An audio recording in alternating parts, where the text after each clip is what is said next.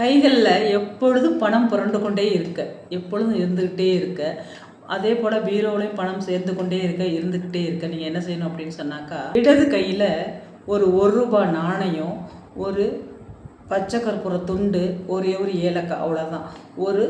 ஒரு ரூபா காயின், ஒரு துண்டு பச்சை கற்பூரம், ஒரு ஏலக்காய், மூணையும் வச்சு இந்த வலது கையால் இது போல் இடது கையில் வச்சு வலது கையால் இறுக்கமாக மூடிக்கோங்க. என்ன சொல்லணும் அப்படின்னா, பணம் என்னை நோக்கி வந்து கொண்டிருக்கிறது, என்னிடம் நிறைய பணம் சேர்ந்து கொண்டிருக்கிறது அப்படின்னு சொல்லிட்டு நல்ல ஒரு பாசிட்டிவாக நீங்கள் வந்து சொல்லணும். பாசிட்டிவ் திங்கிங் அந்த நேரத்தில் இந்த பாசிட்டிவாக நம்ம வந்து நினைக்கும் பொழுது சொல்லும் பொழுது அது உண்மையிலேயே நம்மளை நோக்கி வந்து கொண்டிருக்கும், நம்மளை நோக்கி வரும் அப்படிங்கிறது ஒரு ஐதீகம். எதையுமே நம்ம வந்து நேர்மறையாக நினைக்கும் பொழுது செய்யும் பொழுது நமக்கு அது நல்லதாகவே நடக்கும்.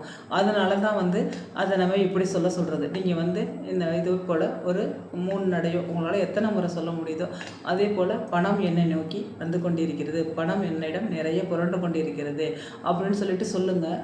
பார்த்தீங்கன்னாக்கா உங்களோட கைகளில் பணம் நிறைய புரள ஆரம்பிக்கும். உங்களோட பீரோவில் வந்து நிறைய பணம் இருக்கும், சேர்ந்துக்கிட்டே இருக்கும். நன்றி.